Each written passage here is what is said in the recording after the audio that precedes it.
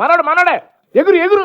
ఈ రోజు అధికారం ఉంది కదా అని ఎగిరి పడితే రాబోయే కాలంలో జగనన్న ముఖ్యమంత్రి అయిన తర్వాత ఎగిరి పడిన వాళ్ళని ఎగరేసి తంతామని కూడా ఈ సందర్భంగా తెలియజేస్తాం. ఇలా ఎగిరెగిరి పడ్డారు కాబట్టి జనాలు ఎగిరేస్తాన్ని 11 ఇచ్చారు.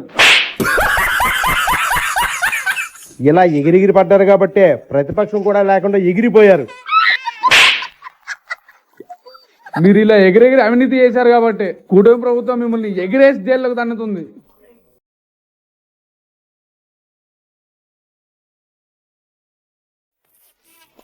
తమ్ముడు అనంతేంటున్నా అలా వెళ్ళిపోతున్నావేంట్రా? ఇది కూడా లాక్కొని తింటావేమో అని భయం వేసింది అన్న.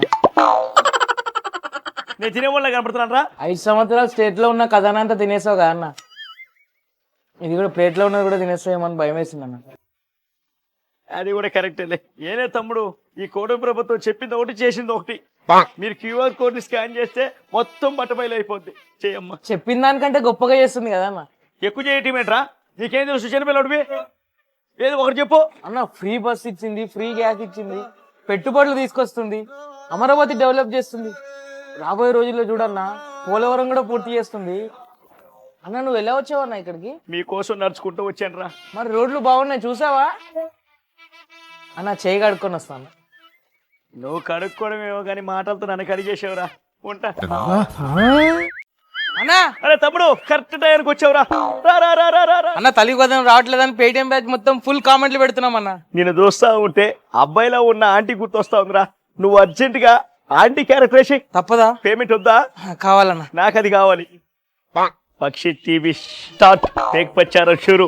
ఈ కూటమి ప్రభుత్వం ఎంత అబద్ధం అంటే అండి, తల్లికి వందనం ఇస్తాను అన్నారు. ఎక్కడండి? నాకు పెళ్ళి 6 సంవత్సరాలు అవుతుంది. నాకు 10 ఏళ్ళ బాబు, 5 ఏళ్ళ బాబు, 3 ఏళ్ళ బాబు. కానీ ఈ చంద్రబాబు ఒక్క బాబుకు కూడా 1 రూపాయి ఇవ్వలేదండి. అది అలా ప్రశ్నించాలా? అదే మా జగనన్న ప్రభుత్వంలో అయితే మనిషికి 5 రూపాయలు వచ్చేటి. సారీ పేటిఎంలో మనిషికి 13,000 వచ్చేటివండి. ఏడవండిరా, 5 రూపాయలు ఇస్తాడన్న. ఏడురా. అరే గణేష్, డాడీ మమ్మీ ఎక్కడుందిరా? ఇంట్లో డాడీ. మమ్మీ ఇంట్లో ఉంటే ఇదేవర్రా డమ్మీయా? 5 రూపీస్ ఇస్తే వచ్చిన డాడీ. దొరికిపోతావురా. నిన్ను కూడా మమ్మీ చేస్తారా? మా ఆవిడ ఒప్పిస్తాగా నేను. రా పర్లేదురా. మా దగ్గర ఉన్నప్పుడు 4,000 వికలాంగులు పింఛన్ ఇచ్చామండి. ప్రభుత్వం వచ్చాక 6,000 పెంచుతా అన్నారు. అది ఓట్లు గుర్తేశారు. ఇప్పుడు ఏమైందండి? ఉన్న వికలాంగుల పింఛన్ కూడా తీసేస్తున్నారు. వాళ్ళు ఎలా బతుకుతారండి? మెడిసిన్స్ కి ఎలాగా, ఫుడ్ కి ఎలాగా? మా వైఎస్ఆర్సీపీ వాళ్ళు పట్టించుకున్నట్లు వికలాంగుల్ని ఎవరు పట్టించుకోవట్లేదే.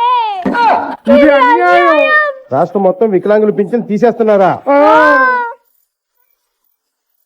రేయ్ ఇటు రారా. చెప్పనా? ఎక్కడికి వెళ్తున్నావురా? ఇవాళ పింఛన్ వస్తుంది కదా అన్న, 60,000 వికలాంగుల పింఛన్ తీసుకోవడానికి వెళ్తున్నా. అన్ని బాగానే ఉన్నాయి కదా, నీకెందుకు వికలాంగులు పింఛను? ఒక్క నిమిషం. ఎంతకు తెగించారా అన్న? పింఛన్ తీసుకోవడానికి వెళ్తున్నా అన్న.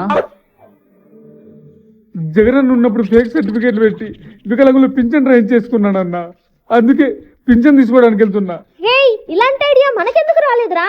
పొద్దున్నే పేవర్స్ గాళ్ళు ఎక్కువైపోయారు. ఎప్పటికైనా అర్థమైందా? కూటమి ప్రభుత్వం తీస్తున్నది అర్హులైన వికలాంగుల పింఛన్లు కాదు, ఇలాంటి బోగ్గళ్ళు పింఛన్లు. అంటే నాకు 6,000 వికలాంగుల పింఛన్ రాదా?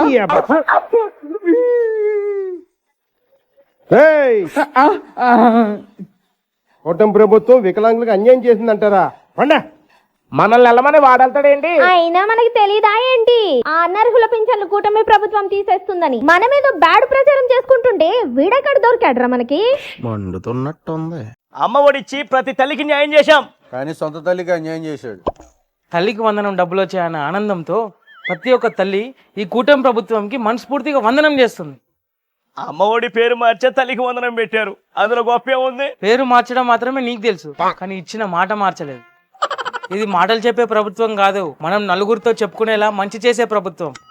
కుటుంబంలో ఎంతమంది పిల్లలు ఉంటే అంతమందికి ప్రతి ఒక్కరికి ఇచ్చారు. మా అన్న కూడా ప్రతి ఒక్కరికి ఇస్తామని చెప్పాడు, కానీ ఒక్కరికే ఇచ్చాడు. భార్యాభర్తలు ఇద్దరు కూడా తమకు తల్లి వందనం వచ్చిందని చెప్పి బయటికి వచ్చి తమ ఆనందాన్ని నలుగురితో పంచుకుంటున్నారు. ఈయన భార్య కూడా బయటకు వచ్చి ఇద్దరికి అమ్మఒడి ఇస్తామని చెప్పింది, కానీ ఇవ్వలేదు. అందుకే ఈయనకి ప్రజల అధికారం ఇవ్వలేదు. అందుకే ఇప్పుడు ఇద్దరు ఇంట్లో ఉంటున్నారు. ప్రతి ఒక్కరికి 13,000 చొప్పున అకౌంట్లో వేయడం జరుగుతుంది. మిగతా 2,000 మాత్రం స్కూల్లో సౌకర్యాలకు కేటాయించడం జరుగుతుంది. పాఠశాల డెవలప్మెంట్ ఏమో కానీ ఆ డబ్బులతో ప్యాలెస్ మాత్రం బాగా డెవలప్ చేశాడు కదా అన్నగారు. మీరు చాలా బాధలో ఉన్నారు కదా. అవునండి.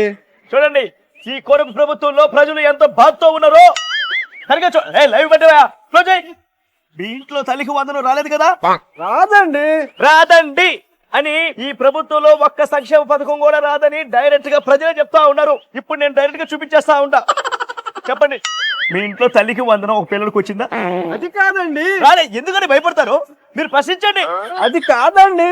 క్లియర్. ఈ ప్రభుత్వం నీకు అన్యాయం చేసింది. ప్రభుత్వం కాదండి, నా జాతకం తలరాత. రేయ్, నీ జాతకానికి ఏమైందా? నాకు ఇంకా పెళ్లి కాలేదండి. 60 years స్టిల్ బ్యాచులర్. నా బాధ ఎవరికి చెప్పుకోనండి. సరే, ఇంకా పెళ్లిగా నోడు దగ్గరకు వచ్చి తల్లికి వదనం పడలేదని అడుగుతా ఉన్నా. చూస్తున్నారా ఆంధ్రప్రదేశ్ చంద్రబాబు చేసిన మోసాన్ని? చేయలేదు నాకు చేయూతగా మా జగన్ 3,000 పింఛన్ ఇచ్చేటాడు. జగన్ కోట్ ఎత్తే తెలంగాణ నాకు పింఛని ఇచ్చా. చంద్రబాబు వస్తే 6,000 పెన్షన్ చేస్తారని ఆశతో కూటమికి గుద్దిన ఓటు. 4 వికలాంగులకు పెన్షన్ తీసి చంద్రబాబు పొడిచినాడు వెన్నుపోటు. మళ్ళీ చంద్రబాబు నాయుడు 6,000 అని మళ్ళీ చంద్రబాబు నాయుడు కోట్ ఎత్తే ఓటు ఎత్తన వికలాంగుడని చూడకుండా నా పింఛని పీకేసినాడు. నీకు నిజంగా చేయలేదంట్రా? కళ్ళు దుబ్బాయా? ఇంత క్లియర్ గా కనిపిస్తుంటే చేయలేదని అడుగుతాను. మరి ఇదేంట్రా?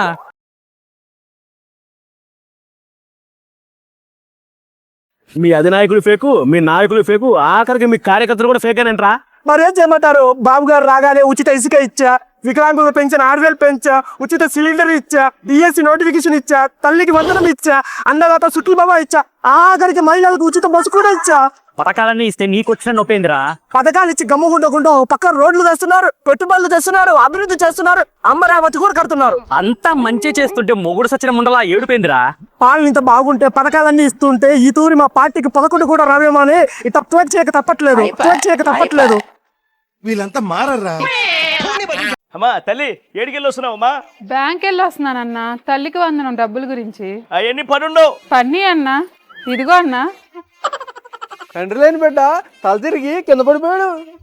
ఒకసారి అమ్మా చెక్ చేస్తా. అన్నా వద్దన్నా, నేనెవరు? కరెక్ట్ గా డబ్బులు ఉన్నాయో లేదో లెక్క పెట్టుకోమ్మా. ఇది మంచి ప్రభుత్వం అన్నా, లెక్క పెట్టుకోవాల్సిన పని లేదు. లెక్కలు పక్కాగా ఉంటాయి. మీ ప్రభుత్వంలోనే లెక్కలు పక్కకెళ్ళిపోయి ప్యాలెస్ లోకి వెళ్ళిపోతాయి. వాళ్ళు చెప్పడం ఎంత చెప్పారు? 15,000 చెప్పారు.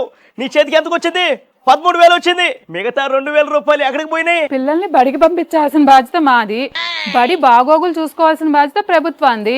అందుకే ఈ 2,000 రూపాయలు తీసుకున్నారు. బాబు గారి జోబీలోకి 1,000 రూపాయలు, ఇంకొక 1,000 రూపాయలు లోకేష్ లాకర్ లోకి. మరి మీ అప్పుడన్నా భారతి గారు మీరు చెరొక 1,000 తీసుకున్నారా?